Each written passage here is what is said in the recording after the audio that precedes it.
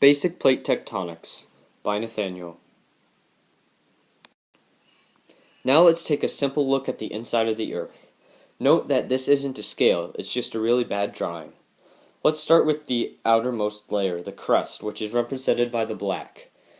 The crust's temperature is anywhere from air temp to 1600 degrees Fahrenheit. It consists of two different types of crust, continental crust and oceanic crust. Continental crust is around 25 miles thick, and oceanic crust is 3 to 5 miles thick.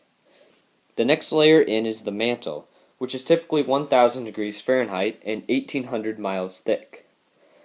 The next innermost layer is the outer core. It is typically 8000 degrees Fahrenheit and 1400 miles thick.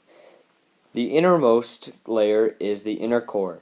It is usually 1500 miles thick and 9800 degrees Fahrenheit. Divergent boundaries.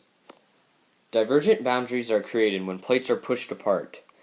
Plates are pushed apart by convection currents that come from inside the Earth's mantle.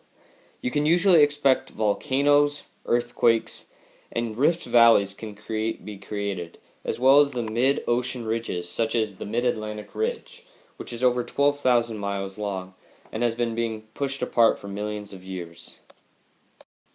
An example of a divergent boundary would be the Great Rift Valley in Africa. As you can see, the red lines represent fault lines. These fault lines are being pushed apart by convection currents inside the Earth, creating large valleys in the continent of Africa. There are also a large number of mountains and dormant volcanoes in the area, due to the constant pushing apart of the plates. Here is a horrendous example of a transformative boundary. A transformative boundary occurs when plates slide past each other. Volcanoes, earthquakes, and surface fault formations can be formed when these types of boundaries occur.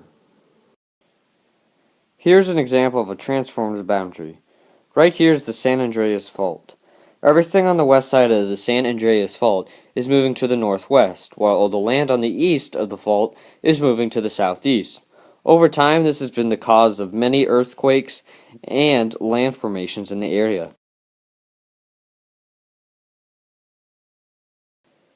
Next, we will begin to talk about convergent boundaries. The first type of convergent boundary I'd like to talk about is continental-continental collisions. This occurs when two continental plates collide. Earthquakes and mountain formations come out of these kinds of collisions. An example of a continental-continental collision would be the Himalayan mountains. For millions of years, the Indian plate and the Asian plate have been crashing together, creating these mountains. These mountains are still growing today.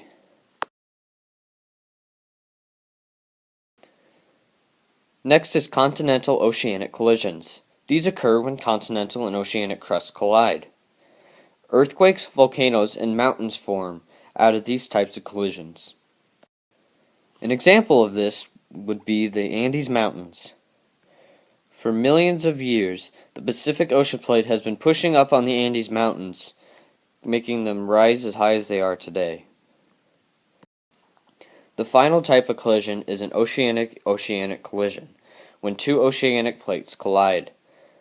The older and thicker oceanic plate is the one that usually gets subducted to the bottom.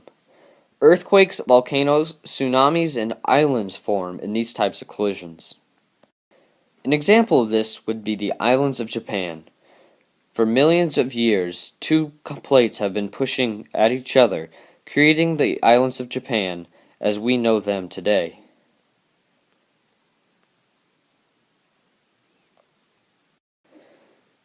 And as always, thanks for watching.